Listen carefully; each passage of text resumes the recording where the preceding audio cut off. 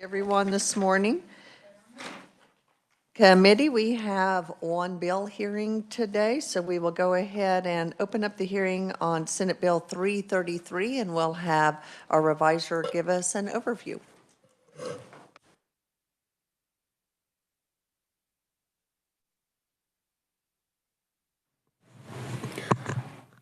Thank you, Madam Chair, members of the committee.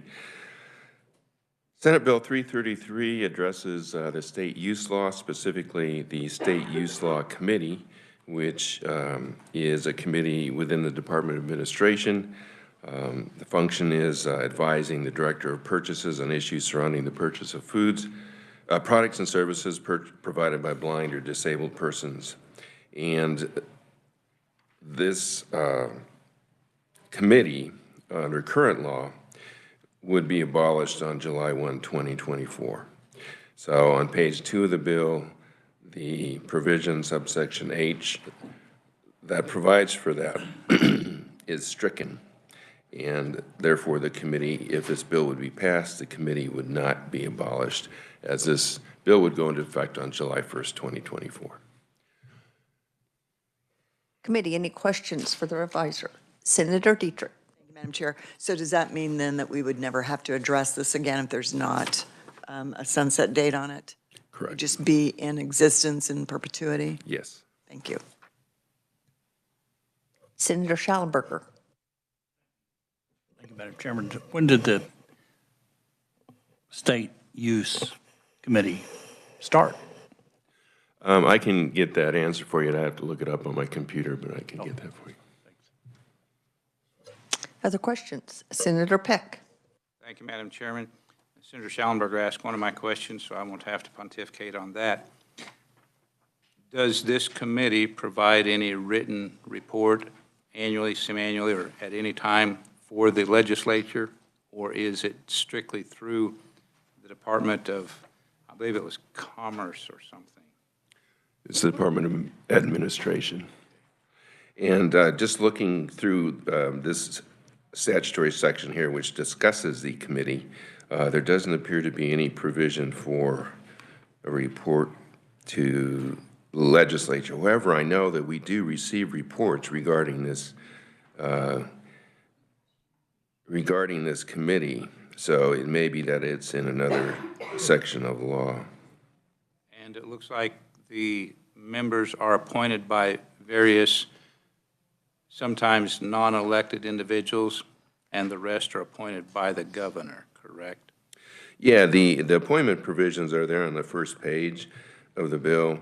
So, looking at subsection B there, you've got 2 members appointed by the United School Administrators of Kansas, a member appointed by the State Board of Regents, 1 by the State Director of Purchases, 1 by the Advocate for the Blind and Disabled in Kansas to be appointed by the governor, and then 2 who are qualified vendors also appointed by the governor, 2 members of the legislature, 1 by majority party, 1 by the minority party, and both appointed by, or one is, they're both actually appointed by the governor.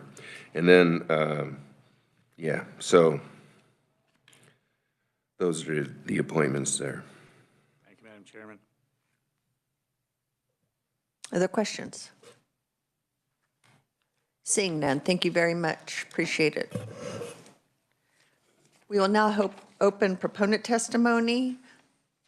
I do not see Senator Faust-Godot in the room yet. She may be delayed. We will come back to her at the end. Do we have Buddy Self? On WebEx. I'm told he's on WebEx. Buddy Self from Envision. Yes, I am. Are you able to hear me? We can hear you. Thank you so much for your testimony. Yes, ma'am. Thank you very much. As the chair of the State Use Committee, I've been the chair for the past 2 years, and I'm representing the coalition on this testimony today. I did want to answer a question that was asked. The committee does submit an annual report on a regular basis, so that information is shared. I also wanted to really reiterate the success in my opinion, of this committee. I mean, the committee is a strong collaboration between the state and the vendor community.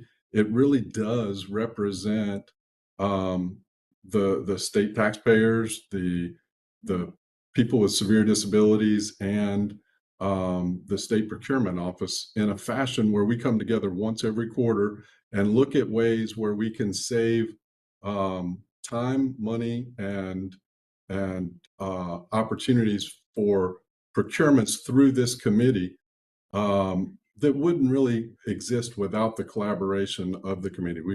The state of Kansas has spent a tremendous amount of money on people with disabilities throughout their high school and education careers.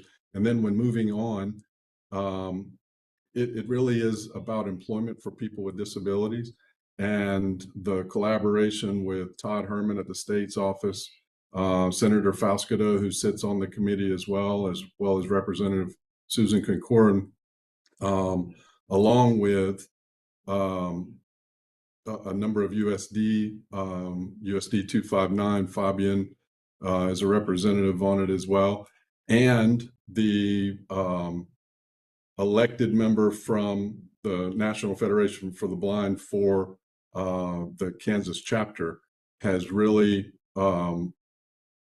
had an integral impact on this committee.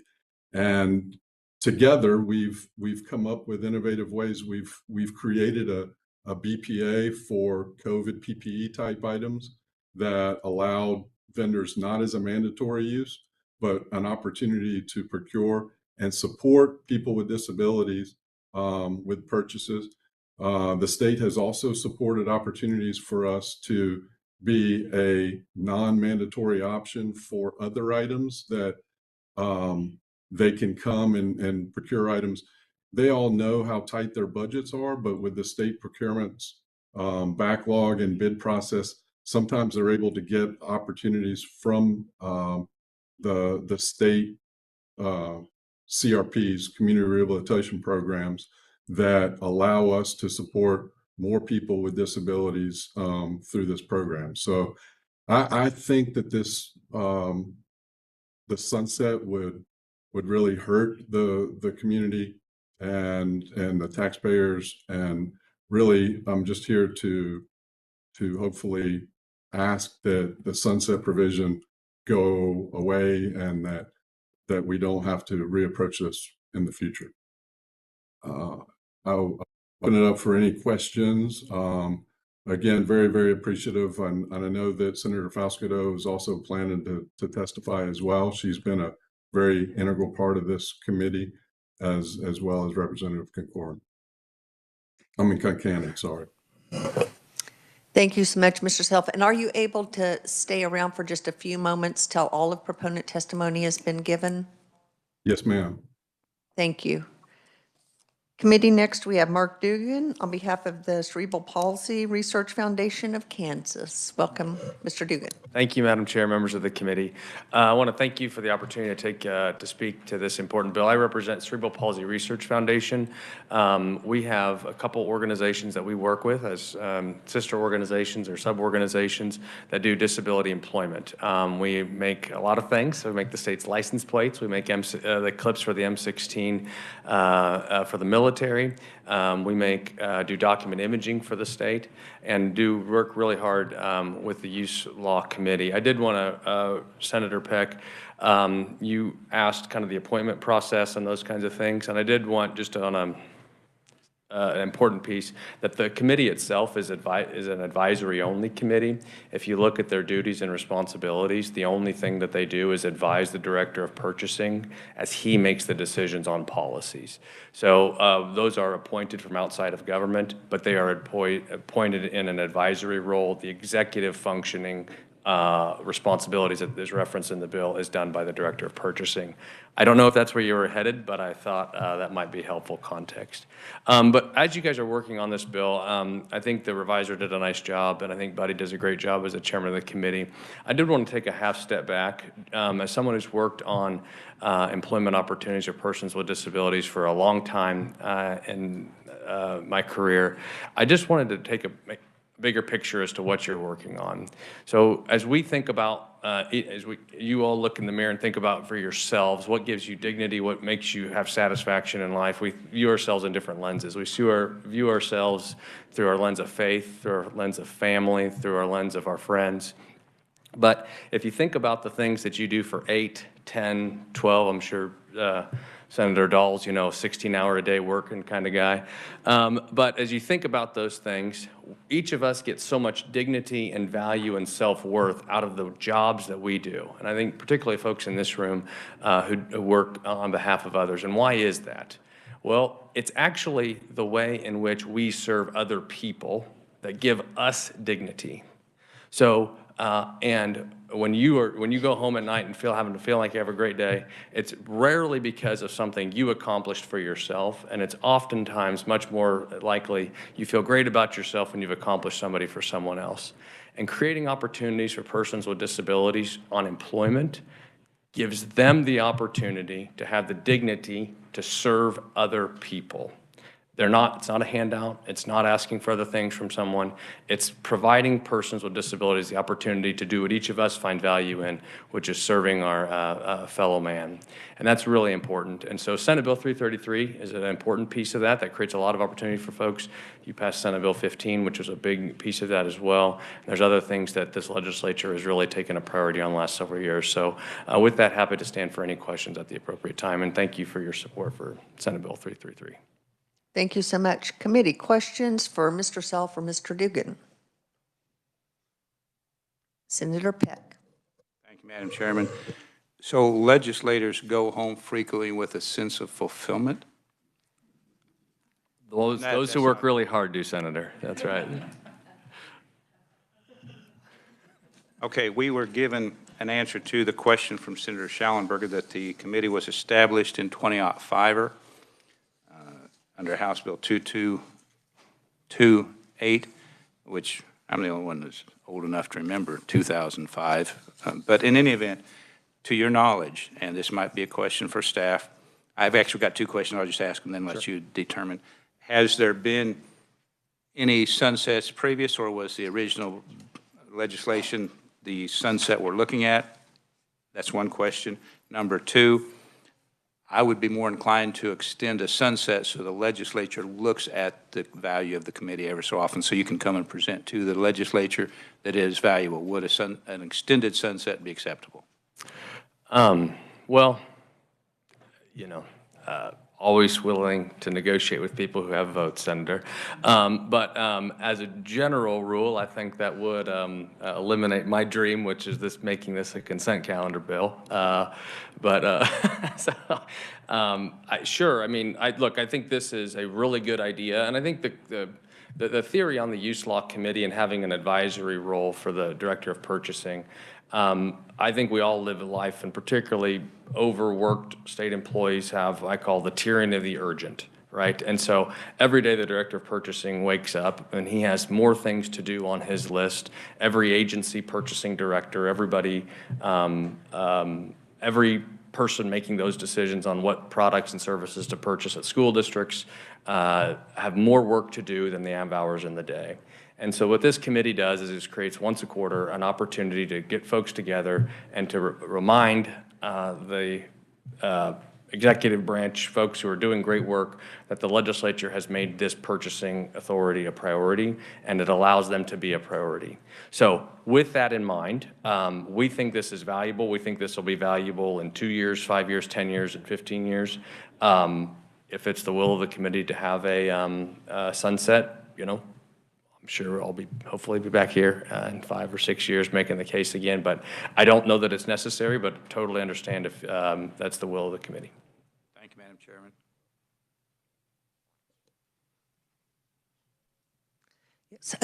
Senator Dietrich, and then we have some information from the revisor. Thank you, Madam Chair. And this really isn't a question, just a comment. So I, as school superintendent, have used that state use law, and the value, I think, of the committee is at the very bottom of the second page where it talks about having a registry of entities that can provide those commodities to school districts or other agencies to purchase. And so In 2005, I would have been here for about 4 years in my position as superintendent, and we did use that. And we bought a lot of products through that catalog, and primarily a registry, primarily because it was easy to use, it was right there in front of us, and so as we were making our purchases at the end of a school year, it was just a very valuable asset to us. So from my perspective, as a user, that was really the value of that committee, to compile that.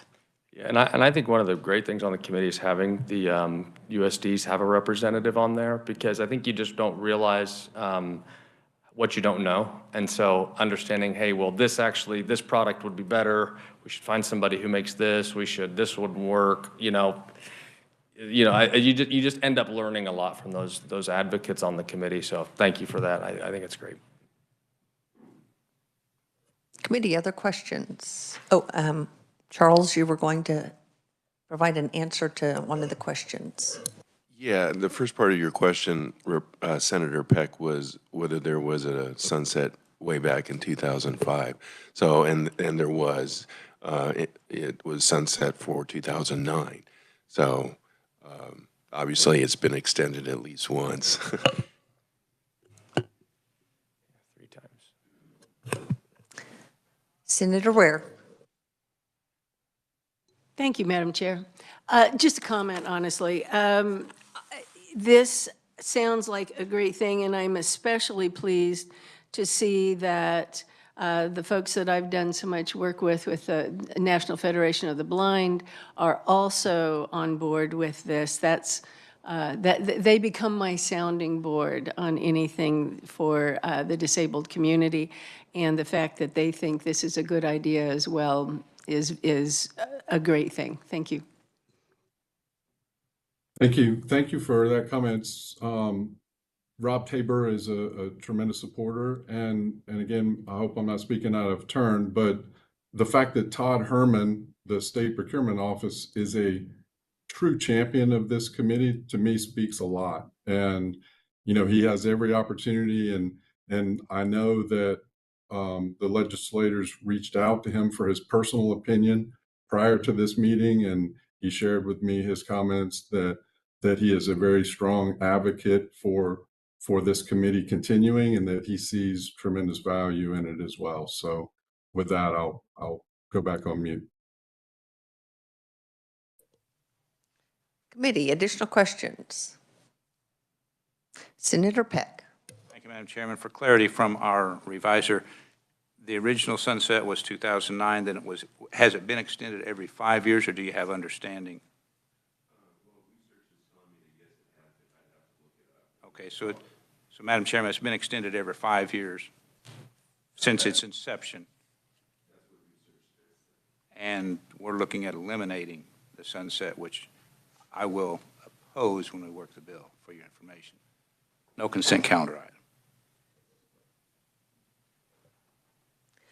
Committee, if you would just indulge, I've gotten word that Senator Faust-Godot is on her way, and she's very passionate about this. So if you would, we'll give her a few moments to arrive. Hopefully she will. If not, we will adjourn. But until then, if you would just sit tight for a few minutes, we'll see if she arrives shortly.